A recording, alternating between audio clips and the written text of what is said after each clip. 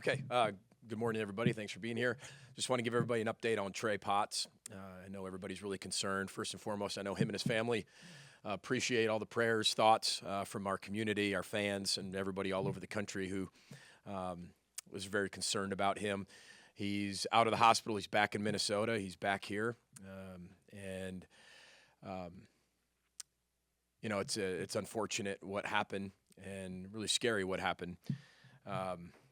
But he exited the fourth quarter and was immediately observed by our medical team that went through their proper steps, and then obviously went from the tent, went to the hospital, and then they took him from there.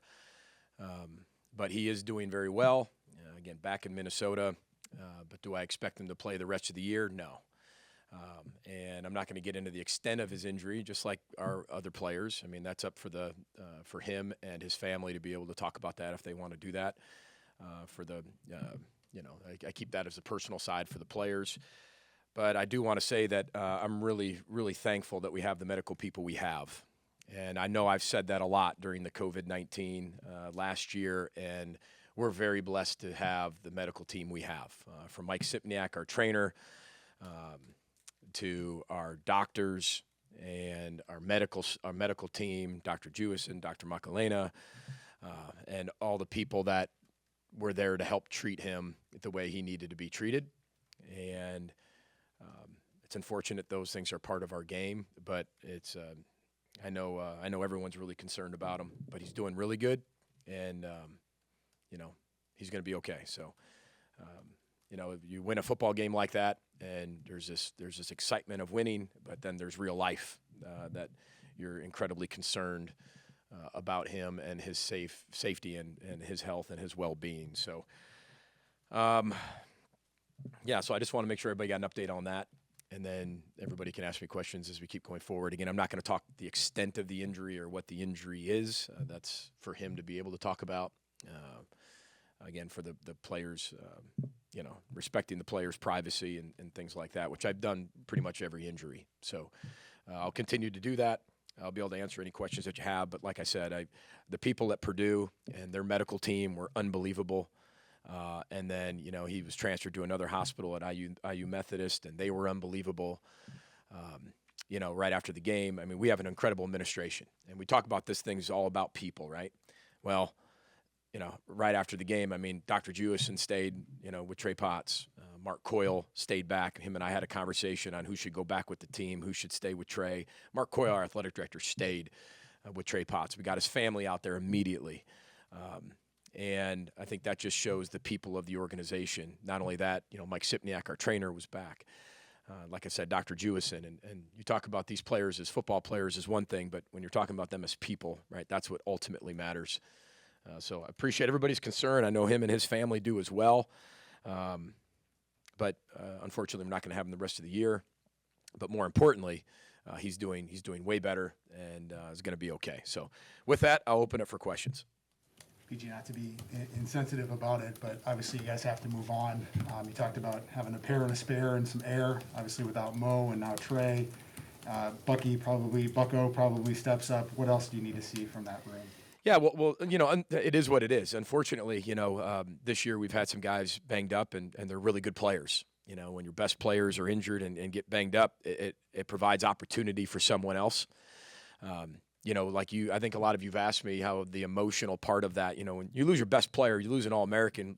Not very often you get All-Americans that return at the University of Minnesota. And when they return, you have them, and he's got that emotional leadership, and Mo has that. And then Trey took over, and Trey was building that, that to be the guy and know what that is. And already rushed for over 500 yards in a few games. And then he gets, hurt. And now you kind of dive into that air we're talking about, right?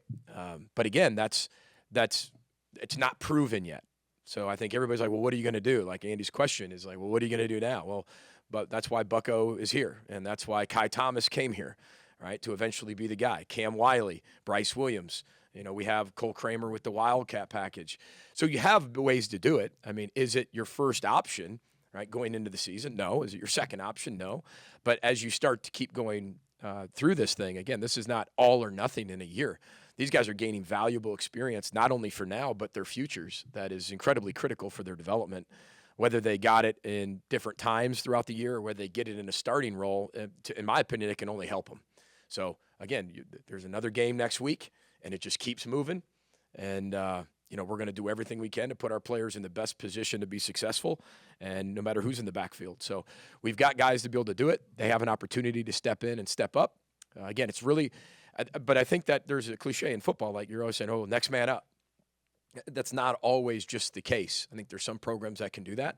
There's other, when you lose Muhammad Ibrahim, there's not that many of him. I think he's the best tailback in the country, or one of the best tailbacks in the country, if not one of the best backs in the Big Ten. I think everybody saw that for the first half of football he played and last year.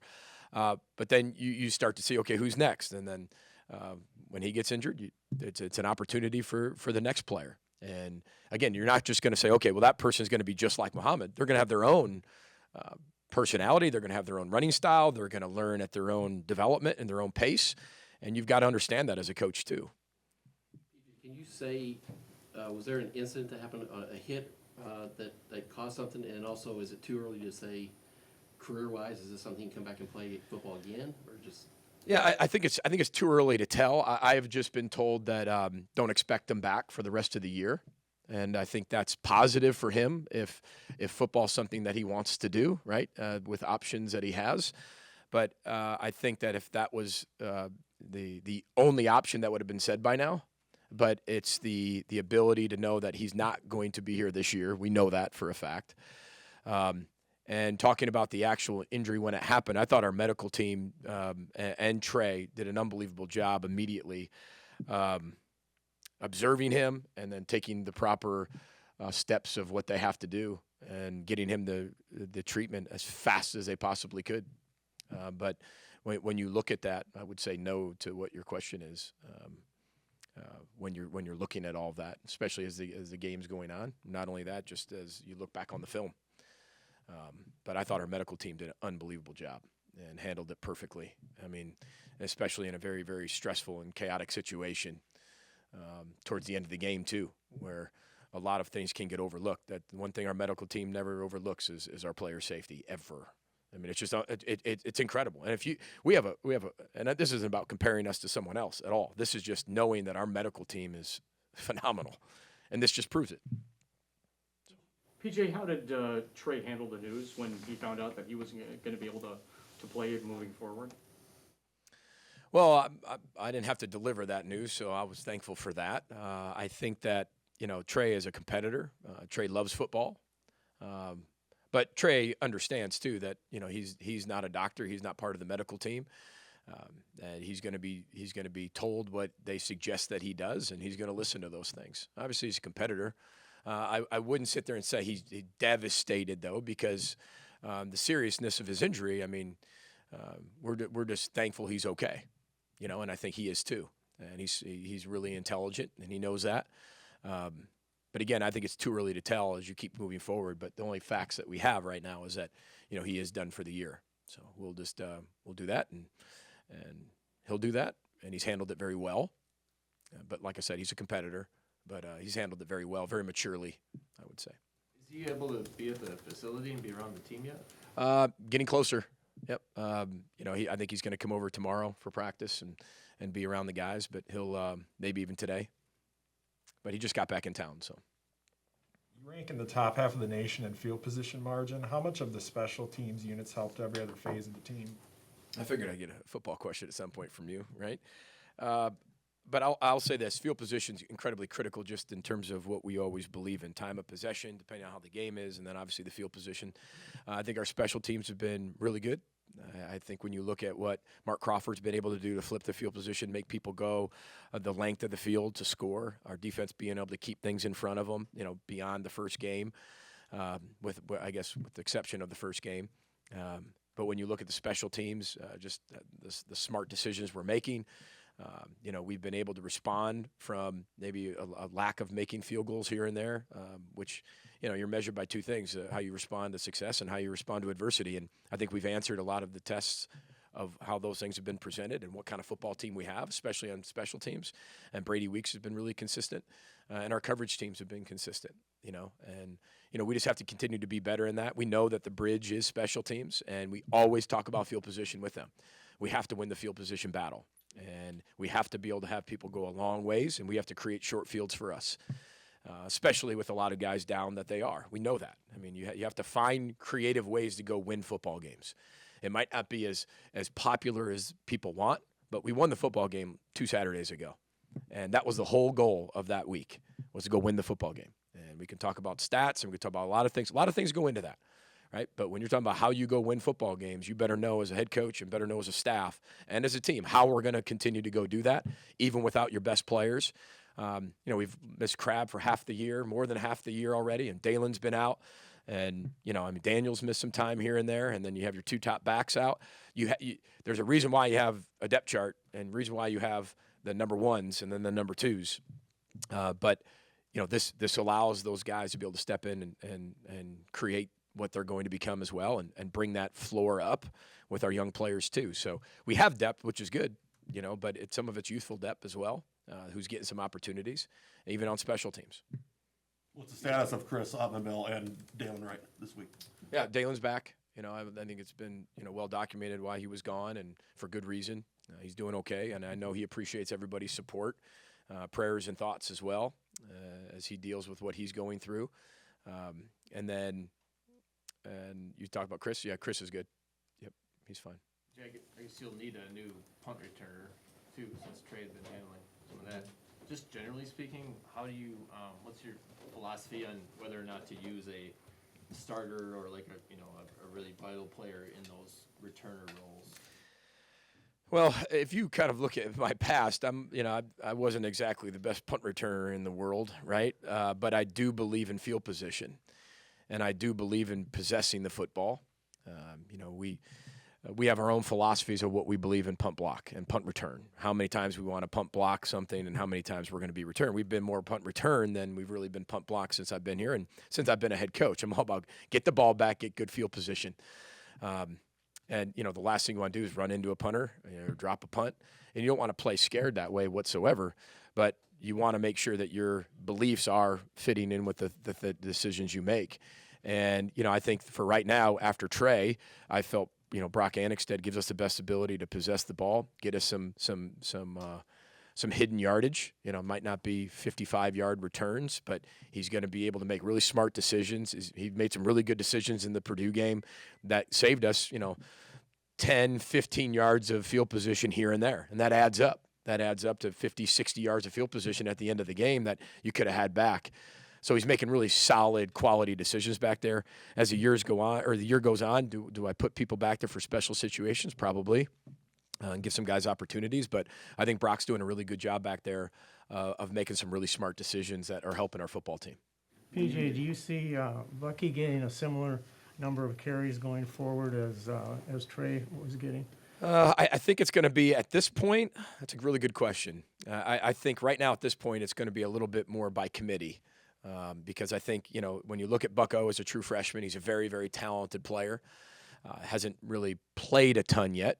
Right, and he's still learning, and I believe in him 100%. I mean, you're going to see a heavy dose of him, probably see a heavy dose of Kai Thomas and Cam Wiley and even Bryce. So I think it's going to be a little bit by committee based on some of the strengths they all have, and then I'm going to find out just like you, as you kind of go through the game because a lot of them don't have game experience besides Cam and Bryce, what it looks like, and I think. That's what we're all going to find out. I mean, there's difference between practice and games, and I want to be able to see how they perform in the game situations as well. You and your staff did the... That's not the position you want to be in, finding out, what guys are going to be able to do. But that's a position we're in, and we're going to attack it head on. When you and your staff did your self-scout during the bye week, what did you learn? Well, I think as you kind of go back through it, we do a very excessive self-scout of ourselves. We actually game plan each other for a day where we actually offense game plans the defense game plans the offense based on personnel and says how we're going to attack things. We meet about how we would attack each other at this point in the season, not based on what we know of each other, but what is on the film. And I think that's the key part of that is what's based on the film, not the knowledge that we have of our football team, but what's based on the film. And then we actually do a true self-scout of ourselves, offense, defense, special teams, for the next day. And then we finally get into the opponent after that. But we really found out we just need to be more consistent. We need to be more consistent in what we do and how we do it. Now, some of that's personnel. Some of that's formations. Some of that on defense is being able to keep the ball in front of us. But when you look at them, if I told you all the things that, we do specifically, I don't know if that would be smart in terms of telling what the adjustments are. Just know that there's a lot of things we found out that you pretty much know, but it reiterates exactly what your suspicions are. And when you have a constantly, revolving door of playmakers, at least on offense, it's really hard to get that consistency at times, whether that's during practice or whether that's during the game. But we're working on that and finding the best ways to be able to bring consistency to the offense, as well as the defense and special teams. But there was a plethora of things that we can get better at. And I think it's a really good study. I think it's a fun 2 days for the staff. I know that, because you really take a dive into yourself and know what you have to do to get better. And I do the same thing, just based on the calls I've made and decisions I've made and why I made them and what I could do better the next time that I'm put in that position and why. And we're always growing. You're always learning. You never have it all figured out, so you're constantly doing that. But there's a consistency part to it. There's an execution part of it. Obviously, personnel groupings and formations, they give you a lot of different data and percentages. Who's in the game give you percentages. And you can get away with some of that earlier in the year because the percentages aren't very big. But when you start getting later in the year, those percentages and that data really matter. 12 sacks in the last 3 games. I mean, I know they're not all from the defensive line, but how much do you think that could be attributed to just the depth you have there and rotating guys and guys maximizing however many snaps they have when they're in there? Yeah, I think they're playing at a really high level. I think that we're playing congruent. We're playing together as a unit on defense, and it's really fun when you watch that happen. I think all great defenses, when they're really having success, I mean, everybody's on the exact same page. Everybody's playing together. Everybody knows their role and they're doing their job. It's when you get outside of that you get inconsistency, when everybody tries to do something else, tries to make a play, tries to do something. And we saw that at the Ohio State game. And I thought, the changes we made after the Ohio State game and the real talks and the real education and the real classroom work we had and the real dive into ourselves, the honesty that we had helped us change. And you can say that depth is our advantage all you want till your face is blue. But when the players truly understand why the depth is important, I think that's when you can figure it out and really have some success on defense. And that's where we are on the defensive side of the ball. And I think that's been kind of there's no secrets to anything, but I think that's why the rotations have helped us. I think guys are competing with each other, not against. They're really excited for each other, and they're having a lot of fun as well. Take 1 or 2 more for Coach. What are the challenges of going up against a Nebraska team that uses a lot of misdirection and option looks? Yeah, I mean, they're playing at an incredibly high level right now. Their offense is really hitting on all cylinders. They've proven that throughout the entire year. Defense is stout, really strong, really good up front, make you earn everything that you're going to get. Secondary's big, long, physical. Their front seven's very physical, very disciplined. Again, make you earn everything that you're going to get, always have. And, I mean, structurally, they're very similar. They're going to be where they're going to be. They're going to be in the right positions. They're going to tackle well. They're going to play hard-nosed football, and they've been able to do that. Offensively, they've done a great job with kind of that split option and split zone option and mixing it in there with the quarterback draws and the zone reads and the play action pass game. And the quarterback's a heck of an athlete, always has been, and he's playing at an incredibly high level. And they're one of the best offenses in the country, let alone the Big Ten. So, we've got a huge challenge in front of us, and we know that.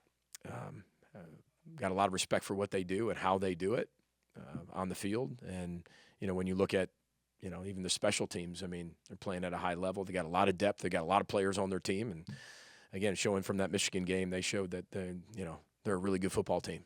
So. One more.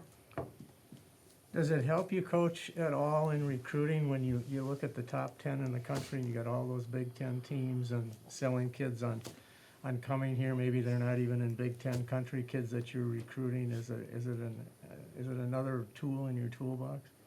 Well, I think that, when you look at that, I think it's a small piece, right? I think it's because I think perception at times from the outside world is reality, which not necessarily always true.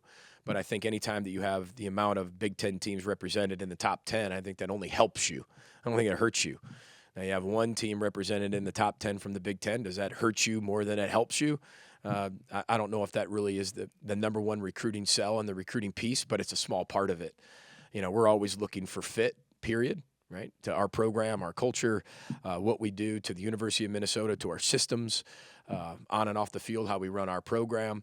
So it's a small piece, but, you know, it's a feather in the Big Ten's cap of having so many really good teams and the coaches, you know, that are, you know, steering those ships, you know, in the direction they are, because it's a very competitive league, as you know, and I think one of the best, you know, conferences in the country. And there's a lot of teams playing at a very high level right now, with a lot of depth, and they're doing a very good job with playmakers everywhere. So I think it helps, but I think it's a small piece. I don't think that's your number one recruiting piece. But, you know, as you go out, we went out this past weekend, you know, I mean, we were gone Thursday through Sunday, and you go out there in recruiting, and, you know, it's not the number one thing you talk about, but it is good that we have a lot of Big Ten teams in the top 10, and it's an unbelievable conference, which you all know, and very competitive, and that's the way it should be. And you want as many teams you can be in the top 10, because, as you all know, everybody talks about playoff. That's all they talk about is playoff. Everybody's talking about the playoff. That's it. Every headline is about the playoff. And but there's a lot more to college football that makes it really special than just the playoff as well. But it really helps that all those teams are in the Big Ten, which makes every single week really fun, because they're all huge games. You know, I think that most student athletes out there that come play at this level want to play in huge games, you know, and the ability to do that in the Big Ten is tremendous, you know, especially this year when you look at all the top 10 teams. Yep, appreciate everybody. Row the boat, Sky Ma, go Gophers. Thanks for your time.